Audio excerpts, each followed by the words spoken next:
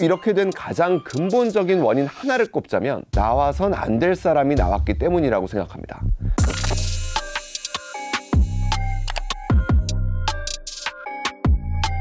(2024년) 지난해는 우리나라 체육계 리더십에 큰 실망을 했던 한 해였습니다. 먼저 조직 사유와 비판을 받은 이기흥 대한체육회장, 횡령과 배임 혐의를 받았던 김태규 배드민턴 협회장, 국가대표 감독 선임 과정의 불공정성으로 국민적 공분을 산 정몽규 대한축구협회장이 대표적이었죠. 앞선 두 회장은 현직 회장이라는 절대적인 유리함에도 불구하고 거센 변화의 바람을 피하지 못했습니다. 그렇다면 축구협회는 어떻게 될까? 이제 변화의 요구가 거세다는 건 앞선 두 차례와 같습니다. 다른 점도 있습니다. 이기흥 회장의 경우 가장 큰 걸림돌이 된 건 사법 리스크. 회장이 되더라도 사법 처벌을 받게 되면 혼란이 불가피하고 재선거 등 파행이 예상됐기 때문에 최악을 피하고자 하는 유권자의 마음이 작용했던 거라고 볼 수 있습니다. 정몽규 회장 역시 가장 큰 리스크는 정부의 징계 리스크라는 점에서 닮았다고 할 수도 있지만, 정부의 징계 요구는 강제성이 없고 당초 2월 3일까지 이루어졌어야 할 정부의 징계 처분을 멈춰달라는 대한축구협회의 요청을 법원이 받아들였다는 점에서 그 위험 강도가 살짝 낮아졌다는 차이가 있습니다. 또 이기흥 회장에겐 유승민이란 젊은 경기인 출신 대항마가 있었고, 생활체육계를 기반으로 한 김태규 회장에게도 경기인 출신 김동문 후보라는 대안이 존재했던 반면에 축구계에선 허정무 신문선 후보가 과연 신선한 바람이냐는 비판이 앞선 사례들에 비해 좀 더 제기될 수밖에 없는 상황이긴 합니다. 개인적으로 이렇게 된 가장 근본적인 원인 하나를 꼽자면 나와선 안 될 사람이 나왔기 때문이라고 생각합니다. 크게 문제가 불거진 건 승부 조작을 했던 축구인들을 기습 사면을 하면서 파장을 일으킨 2년 전부터입니다. 이때 정 회장은 스스로 밝히길 가장 책임이 큰 저 역시 물러나야 하는 것이 아닌가 솔직히 고민이 많았습니다.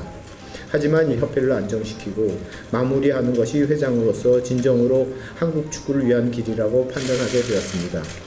그리고 황골 탈퇴를 약속했는데 황골 탈퇴는커녕 설상가상의 연속이었습니다. 클린스만 감독 선임 과정에선 전력강화위원회를 사실상 형해화하고 졸속적이고 독단적으로 결정해 팬들의 반발을 샀고, 결과적으로 아시안컵의 충격적인 탈락으로 이어졌습니다. 그랬다면 클린스만 경질 후 차기 사령탑 선임 과정은 더욱 공정하고 투명하게 이루어져야 했지만 이 과정은 너무나 허술했고 또 오래 걸린 데다 빈틈이 많았습니다. 결국 큰 파장을 일으켰죠. 이 모든 과정이 불공정했다는 게 정부 그리고 또 대다수 국민들의 판단입니다. 그런데도 정몽규 회장과 축구협회는 미흡한 부분은 있었지만 큰 틀에서는 문제가 없었다는 입장만 반복하고 있습니다.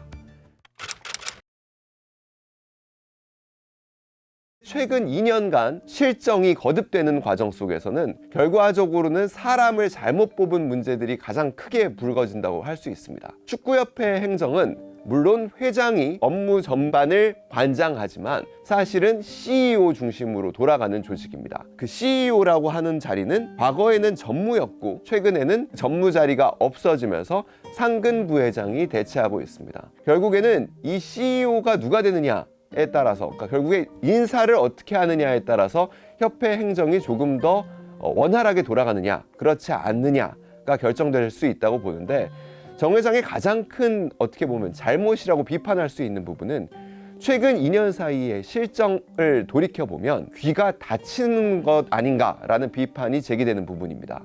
축구인들의 이야기들을 종합해보면 정몽규 회장의 가장 큰 장점은 겸손하고 많이 듣는 리더라는 점입니다. 그런데 그 장점이 최근 2년 사이에 잘 보이지 않는다라는 게 또 축구인들의 공통적인 지적입니다. 결과적으로 10년 넘게 한 조직의 수장에 있다 보면 자신이 모르는 게 없다라고 판단하게 되고 점점 귀가 닫혀가는 과정을 밟았던 게 전철입니다.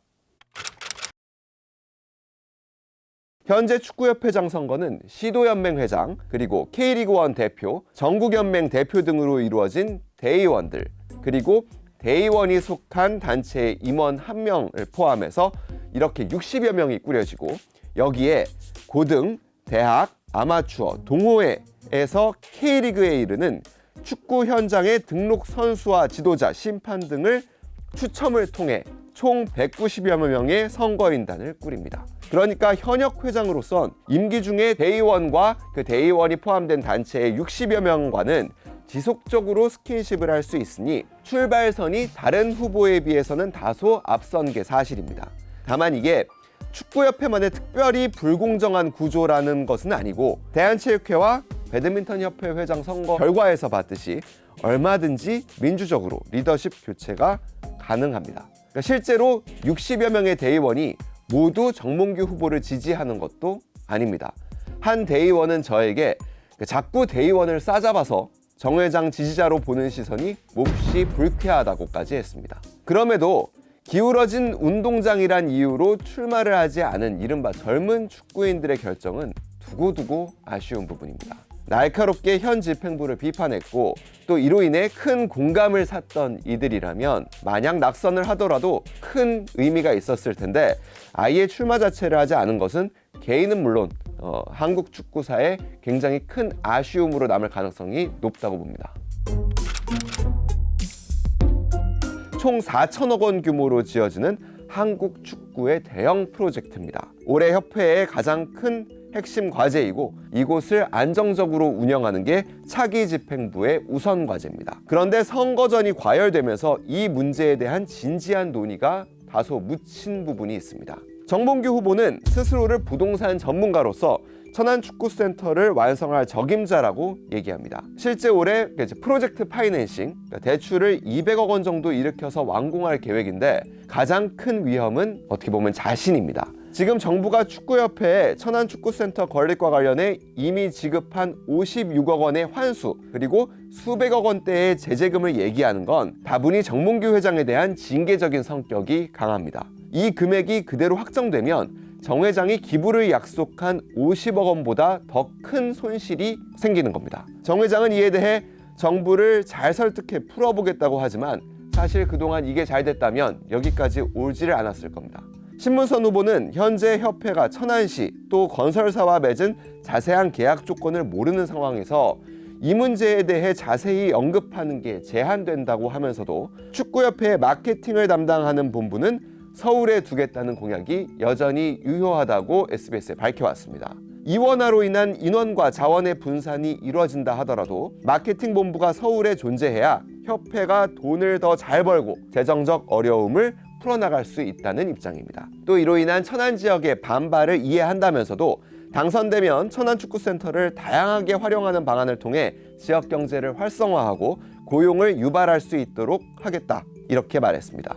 허정무 후보 역시 천안축구센터만으로는 부족하고 파주 트레이닝센터를 부활시켜서 다원화하겠다는 공약을 제시했습니다. 파주뿐만 아니라 전국에 더 많은 축구종합센터를 건립해서 천안은 대표팀 중심으로 운영하고 다른 지역에선 유소년, 지도자, 심판 교육 등에 활용해야 한다고 주장합니다. 인원과 재원이 분산돼 비효율적이라는 지적이 있지만 협회에 불필요한 낭비를 줄이고 과감하게 투자해서 인원도 적재적소에 재배치한다면 문제를 해결할 수 있다고 답해왔습니다. 그리고 신 후보와 마찬가지로 마케팅 부서를 본부로 격상해서 회장부터 발로 뛰어 후원사를 확보한다면 재정을 확대하고 오히려 정몽규 회장의 문제, 리스크를 해결할 수 있다라는 입장입니다. 좀 인신공격과 비방 때문에 정몽규 후보는 토론회를 거부한 것으로 보입니다. 지금 선거 절차, 남은 절차를 본다면 선거인단 추첨이 완료가 됐고 회장 후보들은 이 확정된 선거인단, 한 190여 명이 되는 선거인단과 직접적인 접촉을 통해서 표심 잡기에 들어가겠죠. 정 후보 측에서는 어차피 토론회를 통해서 여론을 돌리는 것보단 이 결정된 200명의 표심 한 명 한 명을 공략하는 게 더 효과적이라고 봤을 수 있습니다. 세 후보가 이번 선거 기간 낸 보도자료를 전수 분석해봤습니다. 신문선 후보와 허정무 후보는 상당 부분을 정몽규 후보를 비판하는 데 주력했습니다. 정몽규 후보 입장에서는 네거티브라고 느낄만 하죠. 최근 대한체육회장 선거를 보더라도 네거티브에만 몰두했던 사람들, 결국에 이기응은 안 된다라고만 외쳤던 사람들이 어떤 결과를 얻었는지를 생각해 본다면 사실 허정무 후보와 신문선 후보의 이와 같은 메시지들은 다소 좀 아쉬운 부분이 있습니다. 그럼에도 불구하고 정 회장이 이런 네거티브를 두려워해서 토론 자체를 피해간 건 상당히 더 아쉬운 결정이라고 볼 수 있습니다. 표심은 잡는 데 도움이 된다 하더라도 민심은 더 이반할 테니까요. 당선되더라도 현재 분위기에선 지지를 받기가 쉽지 않을 게 분명하고 그런 분위기 속에서는 인적 쇄신이 어렵습니다. 인적 쇄신 없인 협회의 실정은 반복될 겁니다.